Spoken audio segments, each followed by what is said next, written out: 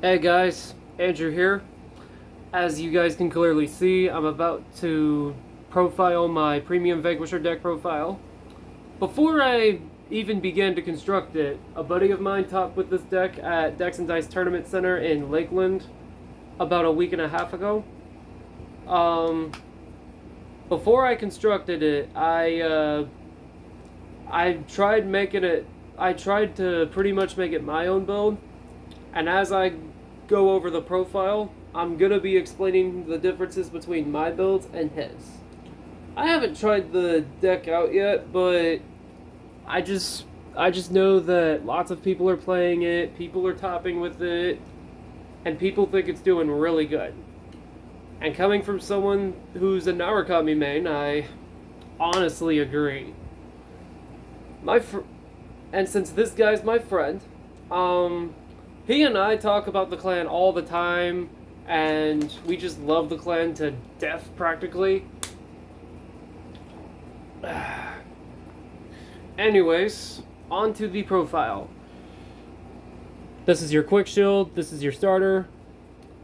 My starter's description doesn't have the errata on it, but in case anyone asks, just tell them it's an errata. And the starter I'm using is a typical V-Series starter. Only difference between it and the reprinted version of him is that his doesn't have the errata, the reprinted one does. That's it. Anyways, on to my trigger lineup. Your Dragon Empire Overtrigger, self-explanatory.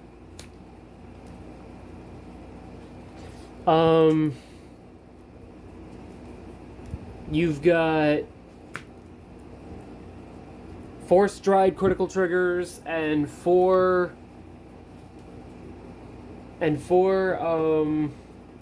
of the GB1 draw 1 crit.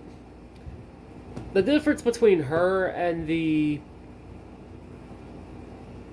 my buddy runs these. He doesn't run her. Instead of her, he runs the 5k crit that does the same thing as her, but only if your Vanguard has Vanquisher in its name. Only difference between her and that starter is that starter's generic for him, specifically G Vanquisher, and that her skill activates if it's on GB1. He wants to resolve his skill faster. I want to resolve my card's effects as soon as I can, and for when they'll work.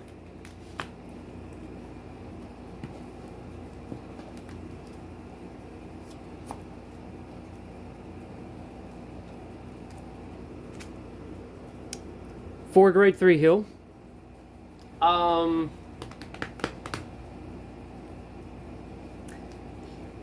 My buddy only runs 1 copy of this guy. I run a whole playset. I'm sticking with the playset for now because I feel comfortable with it. His advice is only run 1 run because you'll only need it for the early game, which I partially agree with him about. I'm thinking about running the countercharger, which he actually runs 3 of. If I decide to run it, I'm either gonna run it at 1 or 2, while running this guy at 2. Either keep them even or just use 1 of the countercharger. Knowing me, I'm probably gonna run 2 and 2 to increase my chances with both cards. Both heal triggers specifically. And now for my draw PGs and Sanctitude.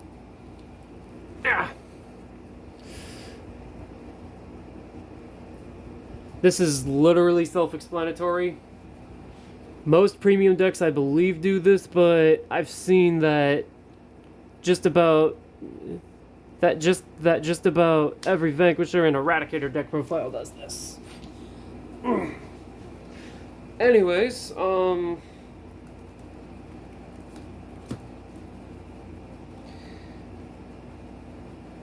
now for my grade 1 lineup. 4 Chainbolt Dragoon. He's your main first right of the deck. And and he's your backup for Chatara if you don't have Chatara, basically. He's a Vanquisher. He's a mix of Mighty Bolt and Vanquisher, except the Mighty Bolt searches for Vanquisher specifically. Specifically, V Mighty Bolt. Anyways, I run 2 V Mighty Bolt, 2 G Mighty Bolt. G Mighty Bolt's there to add him, just in case you only open up with 1 grade 3 in your hand. And the other Mighty Bolt pretty much is just there to help fetch Jaggy Shot, and because it's a 13k attack, a 13k unit. Plus, it's too easy to bind with Narukami. Way too easy. Next up, 2 Eradicator Demolition Dragon. My friend runs this guy at 3. I like running him at 2. You only need 2 or 3 of this guy for this deck. 4 I think is a little much and can possibly make you deck out faster. But I think 2 and 3 are good enough. 1 is a little risky.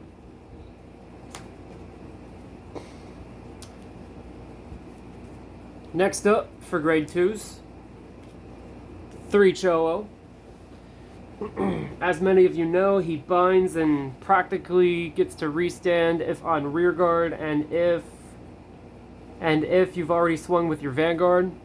And it's a once per turn effect. So you can only restand him if you pay a counterblast and after attacking with your Vanguard just once. Next up, 3 Dragon Dancer Barca. She isn't your backup for Rock Climb.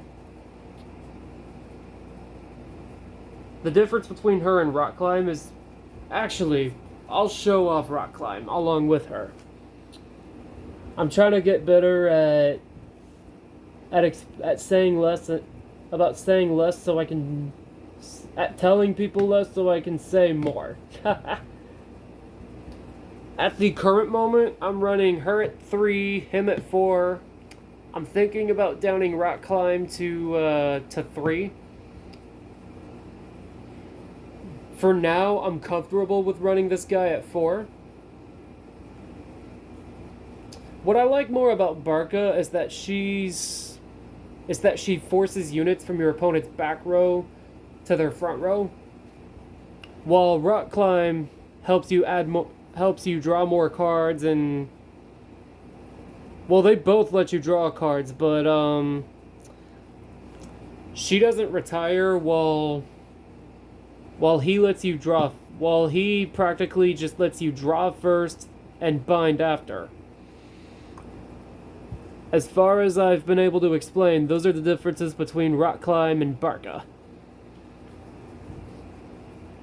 And like I said about Rock Climb, I'm either going to continue playing it at 4 or downsize it to 3. Now for my final set of grade 2s for Chatara. In my opinion, he's easily the best grade 2 in the deck. All you have to do is just bind him from your hand, you get to call him, and he gets 10k. All there is to him.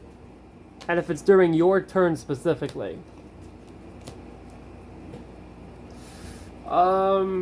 Now for our grade 3 builds. I run 4G Vanquisher and 4 Jaggy Shot Dragoon. So here are some big differences between our grade 3 builds. My build, in my opinion, is more consistent. I'm not saying it's better. I really just think it's more consistent. For now, I'm running 4G Vanquisher. He runs 3G Vanquisher with one V Vanquisher. If I end up realizing where Riley gets at with his build, Riley's the name of my buddy, by the way. If I end up realizing where he's getting at with 3G Vanquisher and 1V, I'll at least try out just three of this and 1V Vanquisher. I run a playset of Jaggy Shot because I want to bind as much as possible and draw as much as possible. Last time I checked, I don't believe his build runs Jaggy Shot at all. His grade 3 lineup, aside from 3 of him and 1 of the V Vanquisher, is 4 Vowing, I believe 3 or 4 Vowing Saber reverse. And that's it as far as I remember. I don't know exactly why he runs Vowing Saber, but it has something to do with a Stunverse combo. I run Jaggy Shot I run a playset of these guys mainly for consistency. I like to be creative with deck building, but I care about as much about being consistent. And that's it for my grade 3 lineup. Now for my G-Zone.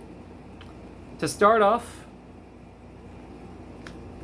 1 copy of Stunverse. Only copy you can run because of the ban list. But it's understandable why it's banned, because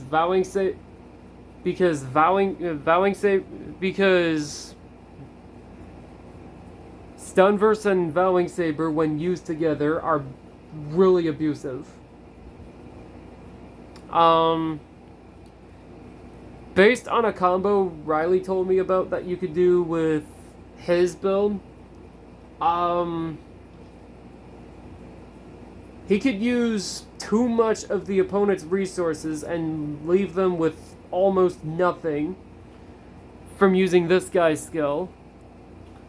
And either Vowing Sabers or Vanquishers, depending on the matchup and what's going on in the matchup. And I can't explain his combos, but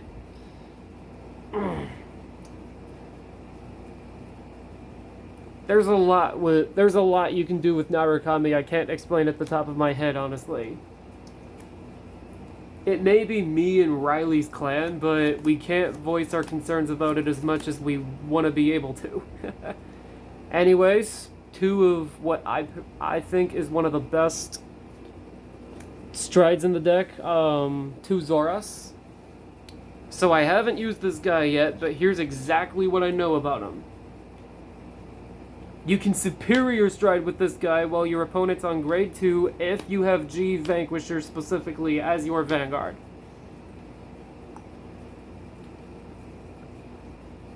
I don't remember exactly how many Zoras's he runs, but he either runs 2 or 3. And that's as far as I remember about our builds when it comes to Zoras. Hey, sorry if I'm overloading anyone. I'm just trying to explain it the best way I can. 1 Exterminate Dragon. I strictly play this guy at 1 because he's a very situational card. Only stride into him if your opponent has no rear guards, or if they're playing an Excel deck with just a few rear guards. And then if your opponent has any rear guards, clear off as much of those rear guards as you can. And then after that, use Exterminate skill to power up your rear guards. Next up, 2 copies of what might be a tech choice.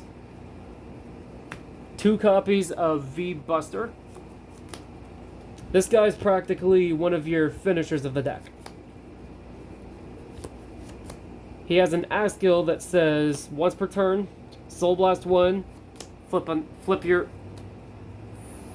a copy of V Buster from your G Zone face up, so that all his skills can go off. So that one of his skills can go off. Your opponent chooses a card from each each from his or her rearguard in any drop zone and binds them face up. If the number of your rearguards is greater than your opponent's, choose 3 of your rearguards and they get plus 3,000. And they each choose 3 of your units. Sorry, and they each get plus 3,000 power till the end of the turn. And then he has a continuous skill that says GB3, Thunderstrike 7. Thunderstrike means specific number of units your opponent has binded. For those that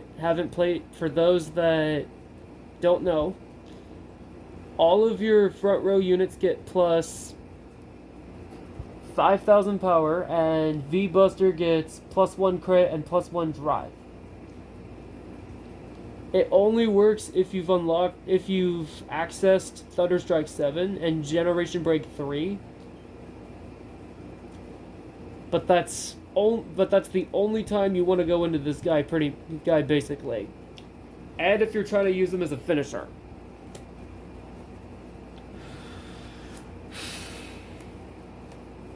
Next up, for Vanquisher Voltage. His skill is, just like with V-Buster, flip over another Voltage face up. Till the end of the turn, this guy gets, when it hits a Vanguard, your opponent chooses one of his or her rearguards and retires it. And if you choose up to 2 cards from your opponent's drop zone and bind them face up, and continuous, Vanguard. During your turn, all the units in your front row get plus 3,000 power till the end of the turn. And the reason I said Vanguard is because of this. Yeah. Sorry, I'm just trying to do my best with explaining. And finally for Strides, this is your GB8. Once you have GB8 and once he's placed on Vanguard, his GB8 will activate. And if you've achieved GB8, when placed on Vanguard, retire all rearguards of all fighters on the board. Then bind all cards in your opponent's drop zone face up, and until the end of the turn, continuous. All your units get plus 2,000 power in all fighters' bind zones. The crazy thing about this guy is that not only can he almost guarantee victories, and if you stride him at the right timing, if Bushy ever decides to do 3-way or 4-way, decides to do battle royals for tournaments, which I doubt they will, this guy could work in battle royals too. He definitely works in tag matches, because it says all fighters, and if you're trying to have a tag battle, this guy can really fuck over your opponent's drop zones and their plays.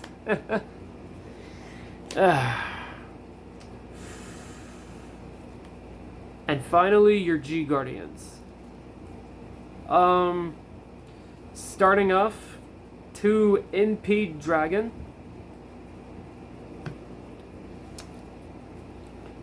Only his skill's a GB1 effect, and it says choose a face down G Guardian from your G zone and turn it face up. When he's placed on G Guardian, you may pay the cost. If you do, your opponent chooses one of his or her rear guards and retires it, binds it face up, and if the number of your rear guards is less than your opponent's rear guards by 2 or more, your opponent chooses one of his or her rear guards and retires it. You basically it kind of works like Denial Griffins, except your opponent has to choose which unit they want to bind. And then after they bind that unit, if that you have less rear guards than they do, they have to retire a rear guard after they've chosen the one they've bound.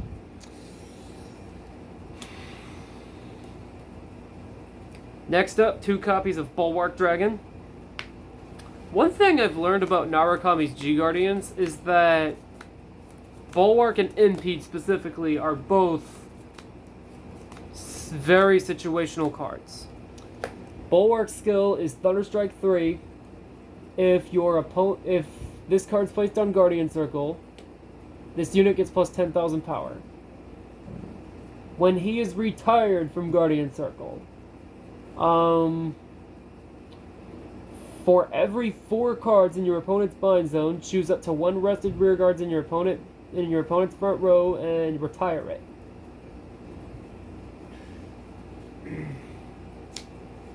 So only guard with Bulwark if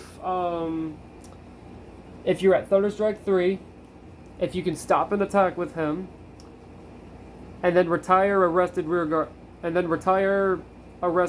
afterwards.